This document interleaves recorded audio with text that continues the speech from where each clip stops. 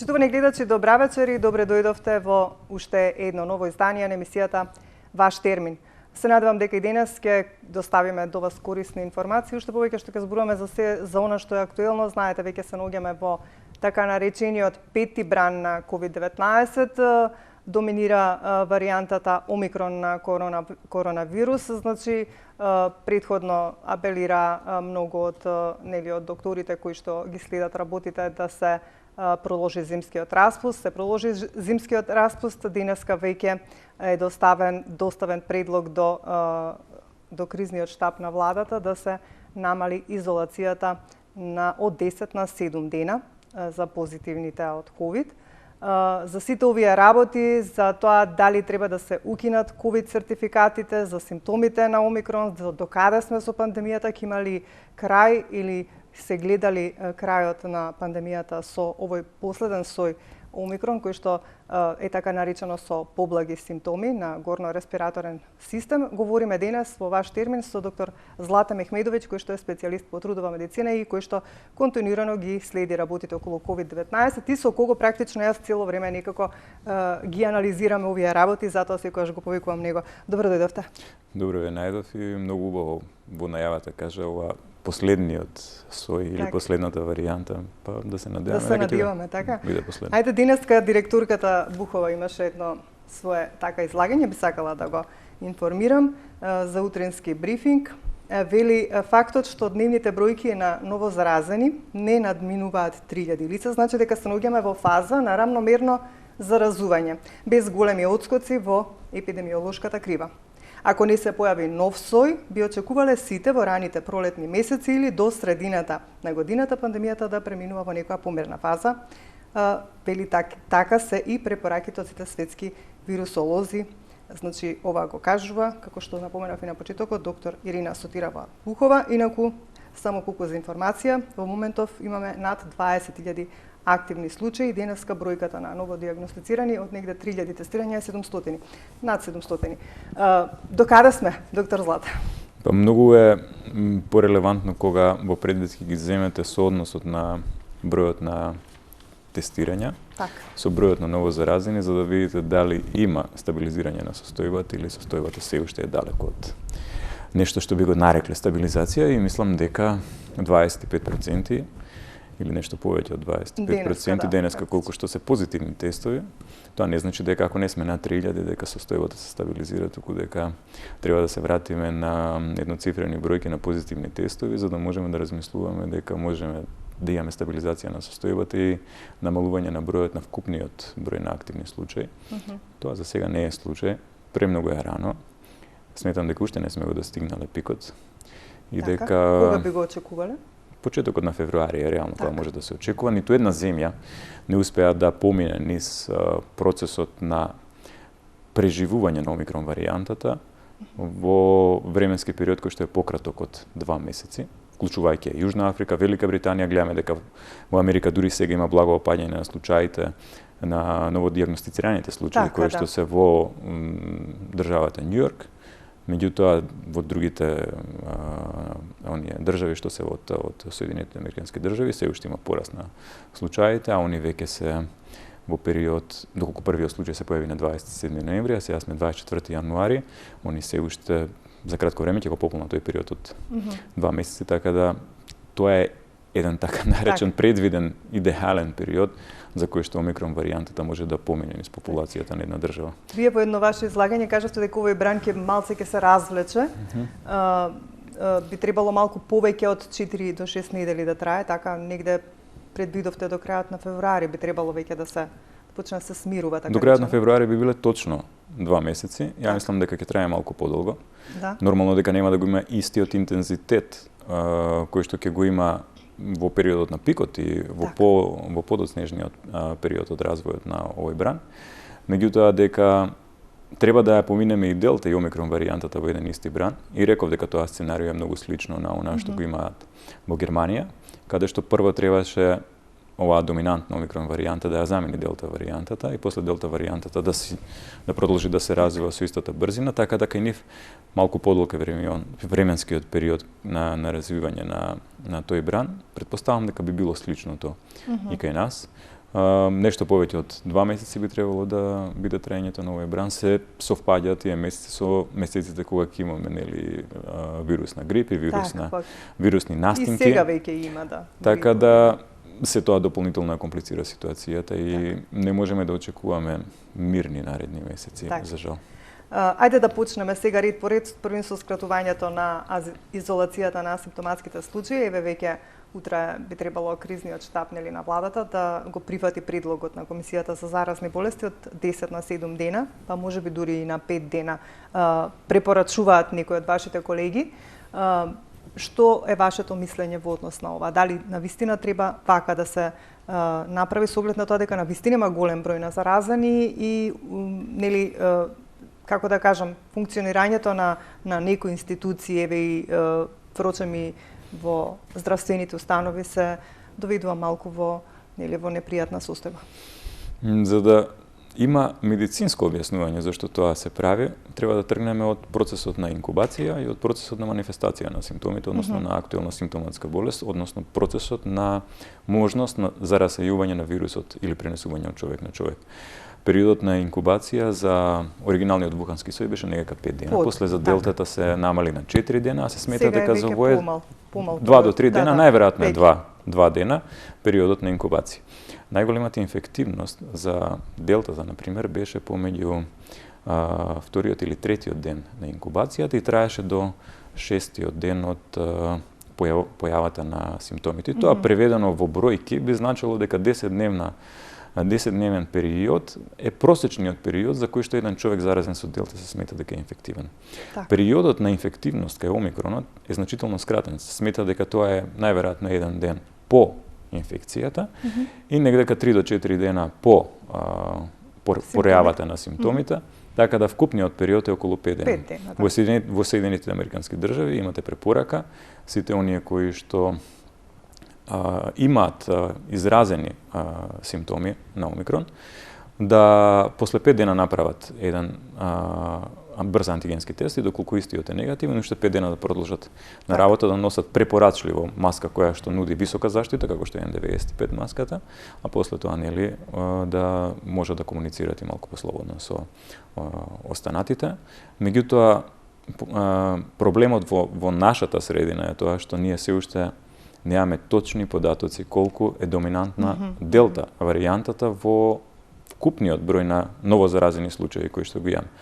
Последната информација беше дека е негдека околу 60% во корист на омикрон, тој сооднос, дека 40% е всушност делтата, меѓутоа и доколку е така, и ако имаме скратување на периодот на изолација, делтата која што треба 10 дена да држите под контрола, да не биде инфективна и да не се пренесува, на овој начин ќе има 5 слободни дена да може истото да го прави. Веројатно затоа и во Соединетите Американски држави, која беше донесена препораката за скратување на периодот на изолација, беше намерно препорачено и ставено во гайдлайнсите да мора да се користи маска и наредните 5 дена, затоа што евентуалното постојање на делта варијантата значи дека полесно ќе ја пренесувате на другите. Може би треба да се размисли за една ваква опција за задолжително носење на маска во наредните 5 дена, чувајќи ги сите затворени простори, дури и дома, кога сте или помеѓу луѓе кои што практично не сте ги контактирале за време на вашата болест, останатите веројатно дека ќе бидат инфицирани, без разлика дали во прашање делта или омикрон,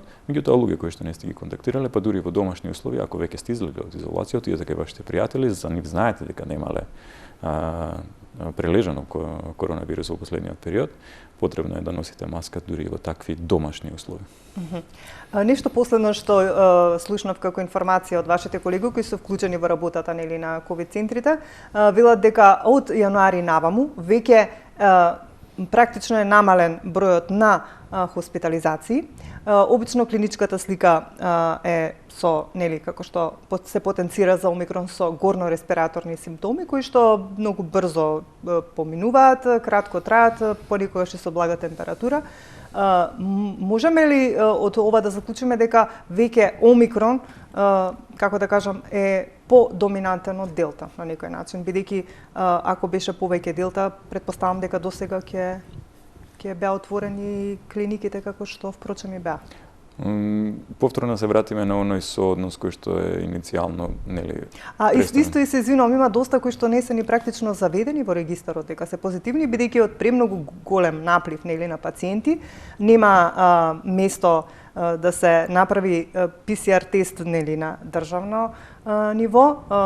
Оние кои што немаат пари, претпоставам, купуваат брзи тестове, се тестираат и така да знаат дека се ковид позитивни, што значи дека бројката 20.000 заразени е невалидна на некој начин, има многу повеќе. Не верувам дека има 20.000 заразени на дневно ниво, мислам. Тоа се регистрирани. Не, 20.000 вкупно, над 20.000 се позитивни во моментов, меѓутоа велам реалната бројка сигурно не е таа, да. Има голема вистина тоа што го говорите. Веројатно дека бројката на активни случаи е поголема. Многу поголема. Веројатно дека и бројката на ново заразени случаи на дневно ниво е многу поголема поради тоа што немаме реална можност за или реален пристап до тоа да се направи ПСР тестирање или брз антигенски тест. Брзите антигенски тестови се дополнителен проблем затоа што оние кои што ќе направат брз антигенски тест не мора да го вратат негде за да докажат дали тој е негативен или позитивен. Не се заведува практично. Кај нас не се заведува, меѓутоа во другите, мислам дека надвор во другите земји се заведуваат. Дополнително оди на товар на креирање на лажна епидемиолошка слика за тоа каква е реалната епидемиолошка состојба во државата. И сигурно дека врз основа само на овие податоци кои што ги имаме, кои што се однесуваат на ПСР тестирањата, ќе биде многу тешко да се креираат здравствени политики. Би требало. И сите земји практично тоа го прават, и во Германија е истиот случај. Они велат дека најверојатно 2 пати до 3 пати е поголема бројката на новозаразени во однос на оно што може нивниот систем да го дијагностицира на дневно ниво. Кај нас мислам дека е можеби и 5 пати поголема бројката од тоа што реално го гледаме. И токму поради тоа сакав да го потенцирам ова, бидејќи ако е така, тогаш на вистина има премногу голем број, а сепак болниците не се оптеретени, што значи можеме некако да констатираме, ајде некако оптимистично да делуваме дека омикрон варијантата можеби веќе почнува да доминира. Премногу е рано. Еве хипотетички ја правев некоја математика. За да видам хипотетички каква е можноста за развивање на еден колективен имунитет како резултат на присуство на омикрон варијантата. И да го земеме од првиот ден кога беше 3 или 4 јануари, кога се имавме забележено значителен скок на бројот на новозаразени, над 1000 беше, и доколку тој прв ден сметаме дека имаме по 10.000 вкупно ново дијагностицирани случаи кои што не се регистрирани во дневната статистика, до денес се поминати 20 дена, тоа значи 200.000 луѓе. 200.000 луѓе од 2 милиони жители е 10%. Нека биде до крајот на месецот еве 300.000 луѓе кои што ќе ја поминат омикрон варијантата, тоа ќе биде за 2 месеци 600.000 луѓе и тоа ќе биде 30% од вкупниот број на новозаразени. Сега се разбереме, тие кои што ќе прележат омикрон варијантата создаваат многу добар имунитет и кон омикрон и кон делта. Да, тоа сакав и да прашам дали оние кои што ќе прележат треба да бидат малку поопуштени веќе, еве да кажеме дури до крајот на другата зима, бидејќи нели летниот период е малку, како да кажам, сепак сме надвор, сепак е малку поинаку од зимата. Но има еден проблем во сето тоа. Оние што ќе прележат делта во овој период. Можат од омикрон да се заразат? Да, нема да имат добар имунитет кон омикрон. И практично не е двонасочен тој имунитет и да делува и кон едната и кон другата варијанта. Како што кажав, омикрон е тој кој што дава подобра заштита и од омикрон и од делта. Делта не е, за жал, таква. Така да тие кои што ќе имат онака потежок исход од болеста, кои што ќе се заразат со делта варијантата, кои што ќе имат поизразена симптоматологија, поголема веројатност да бидат хоспитализирани, за жал, им престои опасност дека во наредниот период повторно може да бидат инфицирани, односно да имат реинфекција со омикрон варијантата. Не застанува процесот на тие што велиме 300.000 на месечно ниво заразени кои што ќе создадат имунитет или 600.000 за периодот од 2 месеци. Некои од тие кои што сега во моментот ја прележале делтата, а ако е тоа како што до денеска се смета 40% од сите тие кои што ја заразиле, сметат дека тие 40%, барем за овој период, кои што ја прележуваат делтата, во наредниот период, повторно ќе се инфицираат со омикрон. И затоа, моето мислење е дека периодот на растегнување на овој бран во периодот на зимските месеци кај нас ќе биде многу поголем. Ќе биде малку поразличен од она што го гледаме во останатите земји. Да се осврнеме на симптомите. Делта, кои симптоми, омикрон, кои симптоми и дали секогаш делта оди со температура, бидејќи омикрон се потенцираше дека понекогаш и може да се случи да се појави температура. Температурата е можеби 6 или 7 симптом кај омикрон. Првите 5 симптоми високи кивавица, течење од носот, тоа се горно-респираторни симптоми, може да има болка во грлото, може да има мускулна болка и малаксаност, многу ретко се јавува кашлица. Кај делтата беше сосема обратно. Првите и основни симптоми се покажувачна температура, неконтролирана кашлица, губењето на сетилото за мирис и за вкус, па потоа оди болка во грлото, болка во мускули, омалаксаност и така натаму.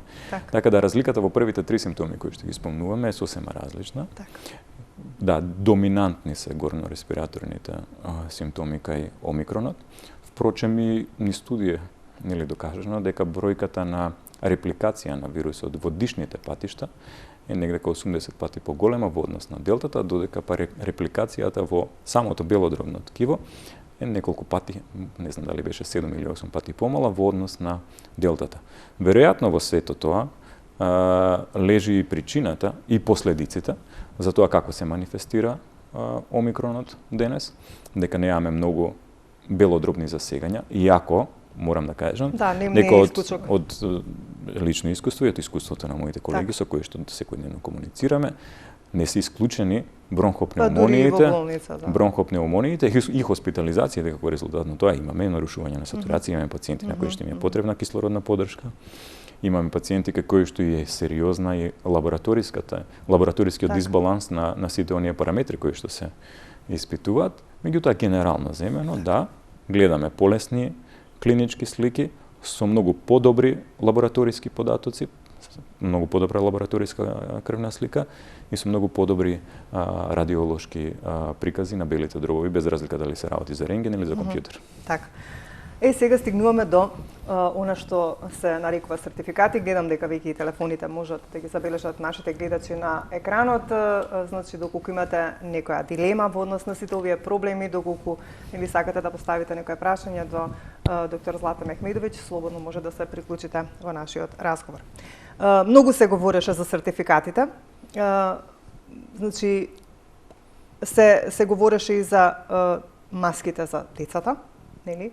Бидејќи кога станува збор за сертификатите, нели, седнуваме во кафеана ние сите возрастните, јадеме, пиеме, не носиме маски со сертификати, а додека децата во училиштата носат маски. Што мислите вие за ова некако, како да кажам, нелогично, значи оваа нелогичност во однос на тоа сега малите дечиња нели да ги носат маските, уште повеќе што тие не знаат како да правилно нити да ја стават, може да ја фатат со прљави рачиња и така натаму, па друг проблем да излезе.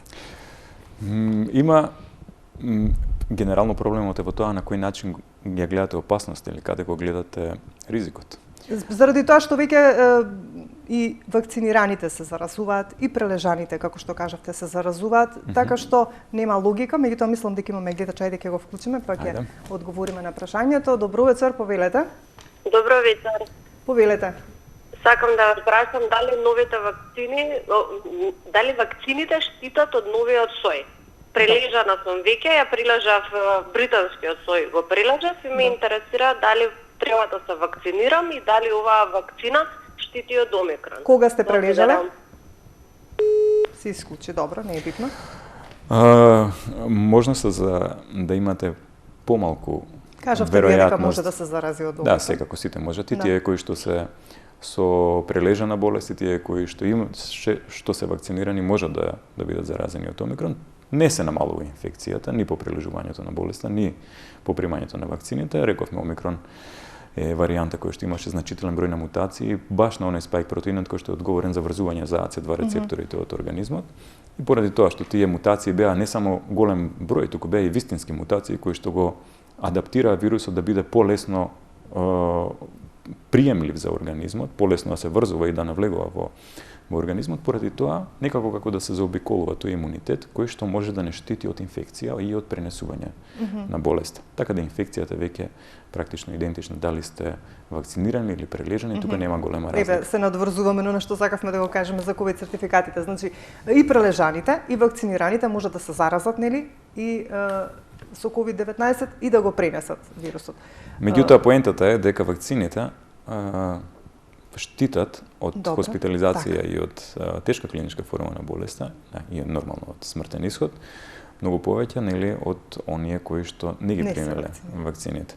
Сега, секогаш е вечната дебата дали прележаните го имаат тој супер поголем имунитет, дали имаат прележаните или вакцинираните. Секогаш се дебатира околу ова и има меѓутоа има многу анализи, има многу анализи. Вчера излезе една нова анализа која што е обзервациона, ја направи CDC, поточно делот од Калифорнија кој што е одговорен за јавно здравје од CDC. И Бенџамин Силк беше еден од тие кои што ја водеше таа студија. Во таа обзервациона студија се гледа дека доколку не земете во предвид кога се вакцинирани луѓето и не земете во предвид кога е прележале болеста и ги испитувате тие во последните, они го испитуваат тоа мислам во периодот од мај до ноември минатата година. Во тој период е забележано дека оние кои што имале прележано болеста помалку биле хоспитализирани или помалку се заразувале со делта варијантата во однос на оние кои што биле вакцинирани. Сега, периодот на ширењето на заразата во периодот на испитување имаше две варијанти. Едната беше алфа варијантата до негдека средината на летото, до јули месец, а потоа почна делта варијантата. И она што го забележале е дека во однос на алфа варијантата имунитетот бил многу подобар кај вакцинираните во спречување на инфекција и на хоспитализација, а кога дошло делта варијантата дека имало обратен случај. И сега се очекува сосема обратно кај омикрон варијантата, затоа што гледаме дека многу повеќе има реинфекции, односно оние кои што прележале, повторно се разболуваат, а оние кои што имаат примено вакцина, особено оние кои што имаат примено бустер вакцина, имаат извонерно квалитетен имунитет во однос на омикрон варијантата. Нема правило дека прележаноста ви дава подобар имунитет од вакцинираност. И во конкретниот случај, она што е многу интересно, имаш уште една студија на CDC која што беше објавена 5 ноември минатата година, во која што се анализираа само првите 180 дена. Сега да се потсетиме, знаеме сите дека активноста, оптималната активност на тие вакцини е негде околу 5 месеци, можеби 6 месеци најмногу.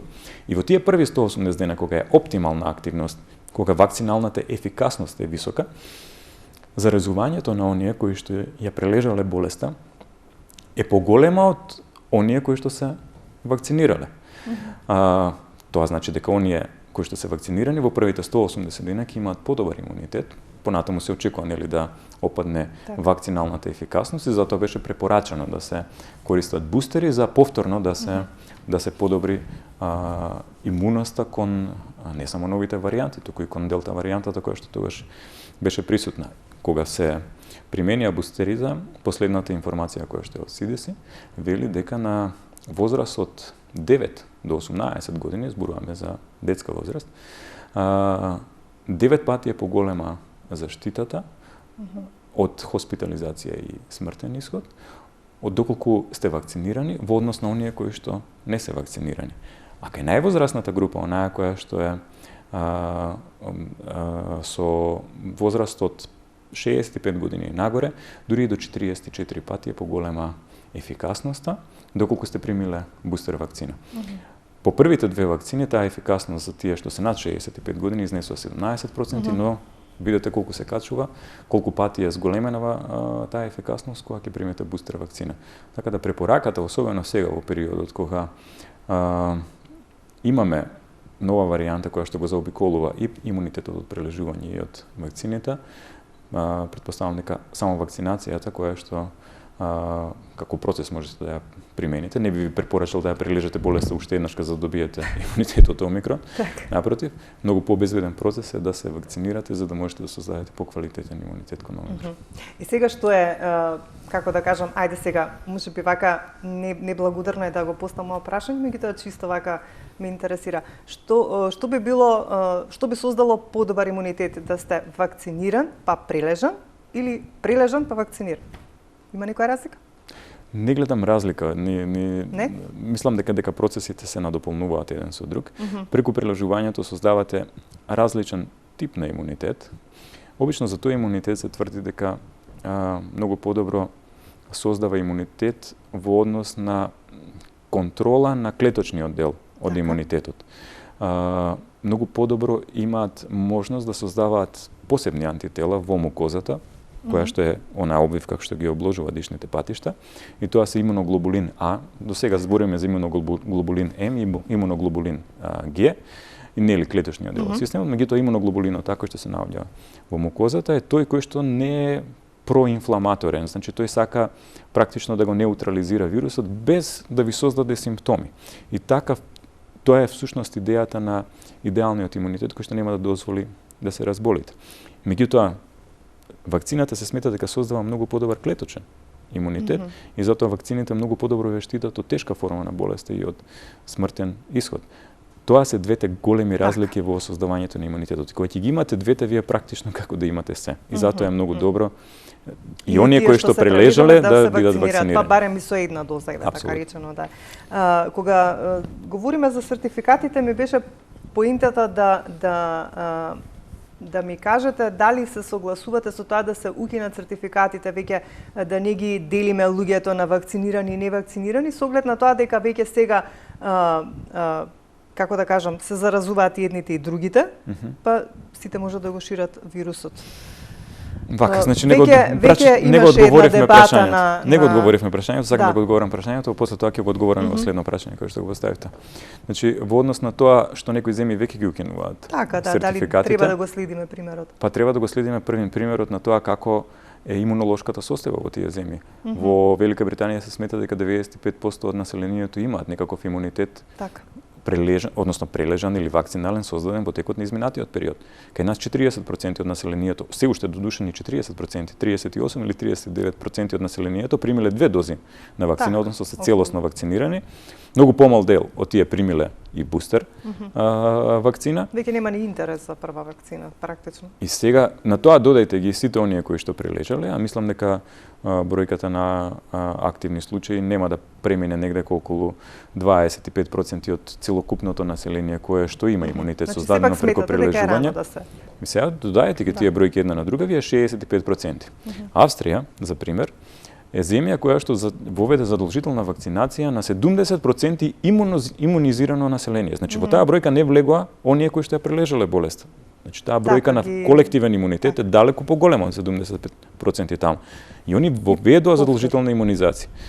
Ви кажа, во Велика Британија се размислува за укинување на ковид сертификатите поради тоа што е висок степенот на проценет имунитет во населението. Кај нас е далеку сме од тоа дека имаме висок имунитет. И во однос на ковид сертификатите, второто прашање, и во однос на тоа дека ковид сертификатите всушност е нешто што треба да ги штити од зараза луѓето едни со други. Видете, ковид сертификатите ви даваат можност да влезете во затворен простор, меѓутоа под услов нели да имате создадено некаков имунитет, да немате наивен имунитет, да вашиот организам некогаш имал некаква средба со вирусот и веќе имате подготвен имун систем. Тоа значи дека ковид сертификатите ги штитат од тешка болест и од смртен исход оние кои што немаат имунитет. Практично ковид сертификати не може да имаат оние кои што не ја прележале болеста. Сега кај нас е во првите 45 дена, во Германија е тоа некака на 3 месеци, во другите земји можеби и на 6 месеци.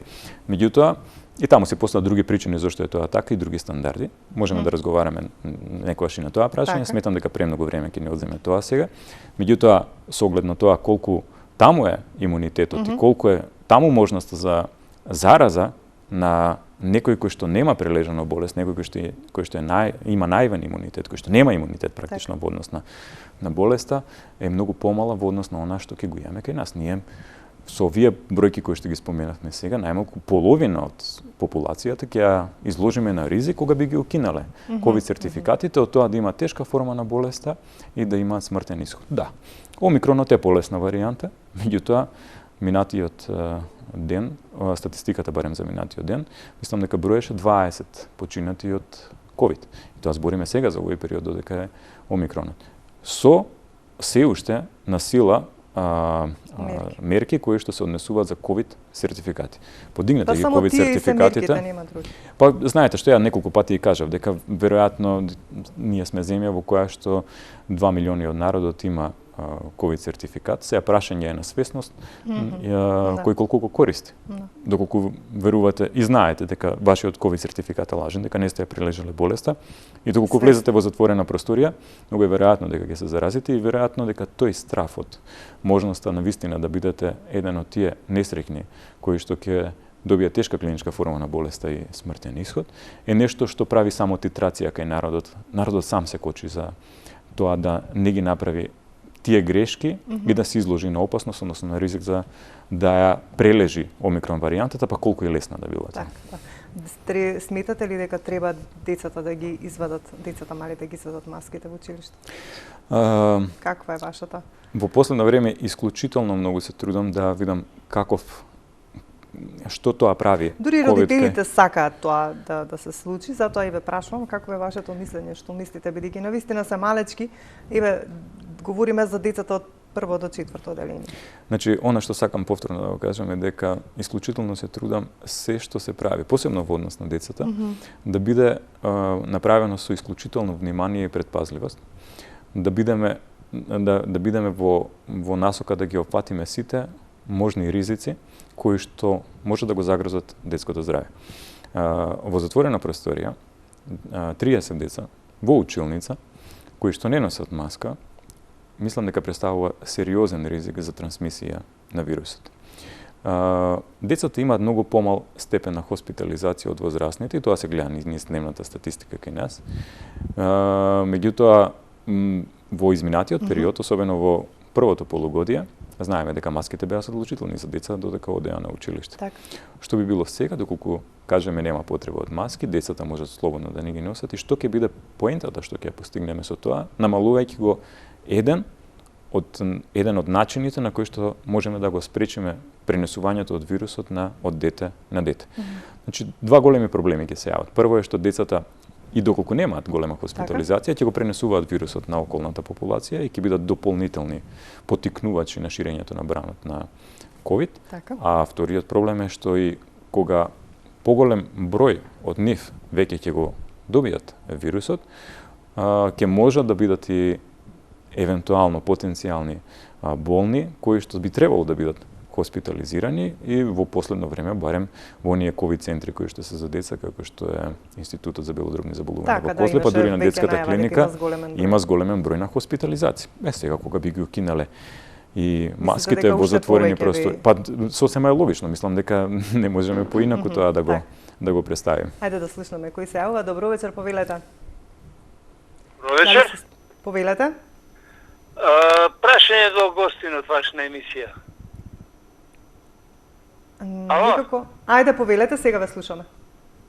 Па не сум во емисија. Да, сега сте во емисија, повелете. Добро, сега сум. Да го прашам господинот ваш во емисија што е гостин, кое звање го има да зборува он за вирусот Омикрон и... Добро. Значи, јас кажав и на почетокот, ние веќе подолго време со доктор Злате ја следиме состојбата со COVID-19, уште повеќе што доктор Злате нормално дека е доктор кој што е компетентен да разговара за овој вирус и ги следи сите состојби. Има доктори и доктори, значи не сите доктори се компетентни да зборат за вирусологија. Тоа е точно така, дека вирусолозите се тие кои што се компетентни, меѓутоа сите оние кои што ги следат состојбите и кои што се во текст со се што се случува надвор и многу се информираат и читаат, секако дека се компетентни да дојдат во емисија и да кажат нешто повеќе. Јас сметам дека доктор Злата е компетентен, затоа и сум го повикала во емисија. Ете ти одговор. Еве ви одговор, значи јас ви давам, не мора доктор Злате да одговори. Не, ја ќе одговорам дополнително, значи конкретно за прашањето што го постави гледачот, ја повеќе од една година. Така, да, вие кажете дека сте доктор ординариус во ковид центарот кој што лекуваше пациенти, некој сум на субспециализација пулмолергологија. Не мора толку да објаснуваме. И врз основа на тоа што мојата специализација, и тоа треба да биде јасно, медицина на труд, 1/3 од таа специализација поминувате во областа на пулмологијата и алергологијата. ни дава компетенции за да можеме не само да ги третираме болестите и со нашата специализација, туку и ни субспециализација да дополнително да стекнеме вештини кои што се соодветни. Вирусолозите, меѓу другото, пошто во нашата земја веројатно дека има премногу експерти кои што не се ни доктори и си даваат за право да судат и да оценуваат некоја компетентност, меѓутоа во насока на тоа, вирусолозите не третираат клинички, туку напротив, тоа се други. Тоа се институционални лабораториски работи кои што не се поврзани со клинички третман на вирусот, за разлика од нив. Моето клиничко искуство со COVID е базирано врз основа на преку 5000 пациенти кои што сум ги имал во мојата кариера. Многу бевте вклучен во и се остана. Во работата на клиниките. Не знам колку знае докторот, меѓутоа не е толку сега важно ние да му се објаснуваме нему. Значи штом сум ве повикала во емисија, има причина зашто сте тука и зашто говориме. Дали имаме некој друг гледач, режија само? Нема? Повелете. Добро вечер. Добро вечер. Повелете. Еве, поздрав до студиото и поздрав до докторот. Благодариме. Би сакал да го прашам докторот директно да ми одговори, пошто слушнав преска во излагањето, кажа дека во минатиот ден починале 20 пациенти од COVID. Така информира Министерството за здравство. Значи ние го цитираме Министерството за здравство. Не, да ми одговори како без обдукција знае дека починале од COVID. Мислам дека и закон има и во Македонија, лице починато од заразни болести мора да му се изврши обдукција. Добро. Тоа беше прашањето само? Нека ми одговори директно. Добро, фала ви, бидејќи немаме многу време, доктор Златан. Добро, значи најдиректно во законот постојат две опции за тоа да докажете дека починал некој од одредена дијагноза, доколку лицето кое што, а гледаме дека најголем дел од тие кои што се починати од COVID се починати во болнички услови. Така. Тоа значи дека биле дијагностицирани со COVID, третирани со COVID, имале позитивен PCR тест. Компликациите кои што се јавуваат како резултат на болеста се оние кои што се земаат во предвид и на крајот констатацијата за смрт, која што може да биде подврзана со одредена причина, ја дава лекар или во случај кога не може истото да биде поставено од лекар, тогаш се прави обдукција и се прават обдукции во одредени случаи. Во секој случај компликациите се случуваат од вирусот. Да го расчистиме, да ја расчистиме дилемата. Не мора за секој починат пациент да се прави обдукција. Значи на дневно ниво во Македонија, доколку се прават обдукции на секој кој што ќе почине, тоа нема да има толку многу. Нема да има толку ни патолози, ни судска медицина капацитет за да може да го постигне тоа. Затоа постои во законот е така дефинирано дека смртта се утврдува, односно причината за смрт ја утврдува лекарот, или доколку таа истата не може да се утврди со помош на лекарот, односно се суспектни околностите по кои што починал пациентот, тогаш се дава на обдукција. Така. Добро. Да видам што само колку време имаме. Исјановски говореше во една емисија дека во последниот период има зголемен број на прегледи кај интернисти и скелет графии. Дали тоа би значило дека има повеќе компликации пост-ковид проблеми кај прележаните? Не, туку ја мислам дека чисто е зголемена. Или тоа е заради зголемената бројка на новодијагностицирани. Па ги прават овие прегледи? Да, мислам дека има предијагностицирање, дека премногу се користат дијагностичките мерки. Така. И веројатно тоа го прават од внимателност, за да нема рани компликации кои што би можело да се превенираат. И затоа рентгенграфиите се малку веројатно повеќе присутни. Меѓутоа од друга страна исто и прегледите, не е само на интернисти, амбулантските прегледи кои што ги прават матичните лекари се зголемени, да не кажеме петократно зголемени. Оние кои што се прават во амбулантите на инфективните клиники и останатите трегашни центри за COVID исто така се неколкократно зголемени. Имаме значи состојба во која што практично целиот здравствен систем е под притисок. Најмногу оние кои што се занимава со амбулантски третман на пациентите, иако кажавме дека хоспиталниот не е многу засегнат, меѓутоа амбулантски се осеќа силен притисок, особено врз примарниот здравствен систем каде што се матичните лекари. Така. Доктор Злате, на почетокот беше како да кажам веднаш морално да се прават крвни слики, следување и така натаму. Каква е сега вашето мислење, какво е сега околу тоа? Дали секој кој што ќе е ковид позитивен, па дури да е со благи симптоми, треба да проверува крвна слика, да снима, да прави рентген и така натаму? Сметате ли дека треба навистина толку да се значи све зависи да се оптоваруваат иматичните и тоа е одлука на лекарот. Значи лекарот треба врз основа на анамнезата и на прегледот статусот кој што ќе на го земе. симптоматологијата Да процени? утврди дали има потреба тоа да се направи лабораторија, дали има потреба да се направи рентген или компјутер, дали треба дополнителни испитувања да се прават кои што се од аспект на одредување хемостаз и така натаму. Меѓутоа тоа се е во корелација со симптоматологијата. Доколку имате симптоми, ги гледате да ги потврдите тие и низ лабораториски анализи. Така. И најчесто во докторската пракса важи правилото дека дури и кога ќе имате лабораторија која што ви отстапува од клиничката симптоматологија, дека клиничката симптоматологија секогаш мора да ви биде во корелација со она што треба да го видите во лабораторијата. И не треба никош да се сомневате во она што ќе го најдете. Така. Често пати се случувало да слушнеме крепитација, односно да имаме наод за бронхопнеумонија, кој што потоа на рентген се испоставил како негативен, меѓутоа со оглед на тоа што нашиот преглед оди во насока на тоа дека имаме некаква симптоматологија, некаков наод, нешто што кај пациентот укажува на тоа дека се работи за влошување на клиничката слика повторно. Прво и основна работа по која што треба да се водиме е пациентот и затоа физичкиот преглед, односно она што докторот ќе го види кај пациентот во форма на симптоматологија е најбитната, најосновната работа која што треба да го води процесот. Не реков дека треба да се прави крвна слика или рентген по дефолт, дека секој кој што ќе добие позитивен тест треба да направи крвна слика, све зависи од тоа какви се симптомите, колку се изразени, која е тежината на симптомите, каков е клиничкиот аспект на пациентот кој што е во прашање и така натаму. Сметате ли дека треба да се бидејќи некако вакцинацијата, задолжителната вакцинација се сертификатите за да можеме нели да функционираме некако ја зголеми вакцинацијата, сега сме веќе во период на стагнација, многу малку има заинтересирани за прва доза, можеби повеќе за трета. Сметате ли нешто некоја друга стимулативна мерка дека треба да се воведе или да се остави вака? Најголема стимулативна мерка која што ќе оди во насока на тоа да се подобри вакцинацијата е да се отстранат сите дезинформации од јавниот простор, од социјалните медиуми кои што одат во насока на тоа да ги одвратат граѓаните, да ги односно одат во насока на тоа да ги убедат дека имаат неквалитетни вакцини кои што не се безбедни, кои што предизвикуваат болести и така натаму.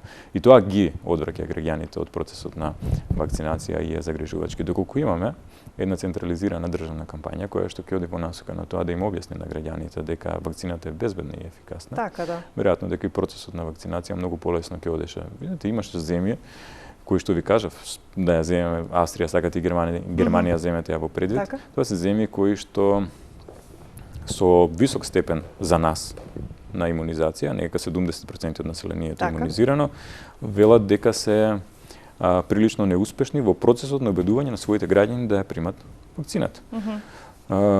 Толку користејќи ги при тоа сите методи кои што во насока на тоа да ги неутрализираат сите дезинформации кои што циркулираат во јавноста и се однесуваат на вакцината, се уште на улиците на Германија или на Австрија можете да видите луѓе кои што протестираат против вакцината. Да. Ова е глобален масовен процес на неприфаќање на вакцината, затоа што и 30% од целокупната популација во светот е многу. Да ја оставите да живее по сопствени убедувања, не познавајќи ги основните, базичните медицински елементи, медицински докази, да биде на некој начин ставена под некој заштитно звоно на дезинформации кои што секојдневно ќе ги пумпаат во насока на тоа да немаат доверба во нешто што е базирано на наука.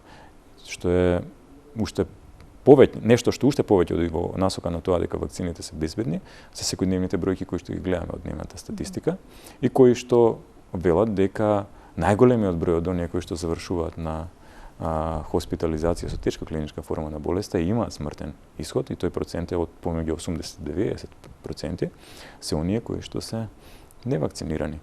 И релативизирањето дека еве и вакцинираните може да се заразат и дека на тој начин се минимизира ефикасноста на вакцината е апсолутно неоправдано, затоа што 80% или 90% од луѓето да не завршат со тешка клиничка форма, да не завршат во болница и да не починат како резултат на примањето на вакцината е сериозна, како да кажам, една сериозна работа која што треба да ја земеме во предвид. А основната алатка која што ни го возможува тоа е вакцинацијата.